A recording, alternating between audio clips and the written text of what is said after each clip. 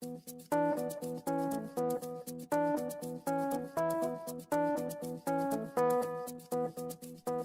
reality capture offers is the ability to quickly, easily, and cheaply capture reality, bring it into the design space, and design in context. And the reason why I think it's such an exciting development is because reality capture actually bridges the divide between the physical world and the digital world. The whole technology behind reality capture means that our customers can start with the objects that already exist in the real world as opposed to a blank screen. Everything that our customers do in their daily work is really part of the existing world. It doesn't really matter if they're building a component which is part of a machine, or the machine which is part of a factory, or a factory that is part of a city. Everything is part of something else. So having that in-context information for your design work really changes the way that our customers will do design going forward. WebCore Builders works in tight urban settings.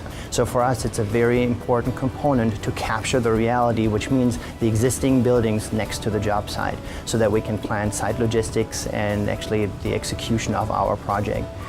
The other type of reality capture is when we expand or build into existing facilities. So what we need to do there is we need to capture the reality, which is the existing facility, that we now tie in hundreds of different building systems into the existing systems. The benefit for our customers, they're always looking at better ways to get the data to them. And what we're finding is with our client base, the intelligent level is going up. So they want to see everything as a 3D model.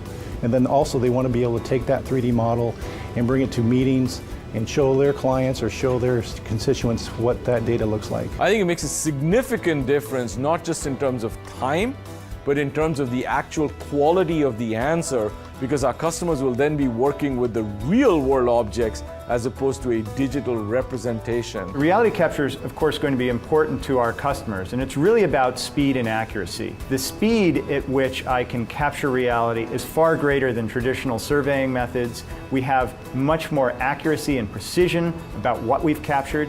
We can go out and capture an entire factory and later decide what measurements I actually need, rather than having to do all the planning for a surveyor ahead of time. Today with reality capture, we can actually go in and scan the entire surrounding area and capture what took us months before in a matter of minutes and visualize it then in a virtual environment. If we can go out in the field one time and scan that project, whatever it may be, and be able to bring that data back into the office, it's going to save us a lot of money on the back end, just due to the fact that we do not have to go back out in the field once again and resurvey that information. It's kind of a forensic survey of that area. If you look at today's reality capture workflows, they require a very high skill set to be able to work with this data and get anything useful out of it.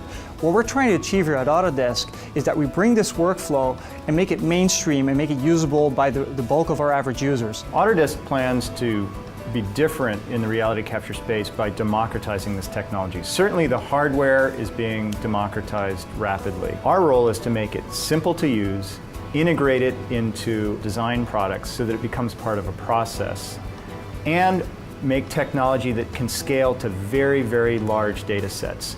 We want customers to really get the maximum and most accurate context of where their design is going to exist. We will continue to invest in this space and lead in reality capture.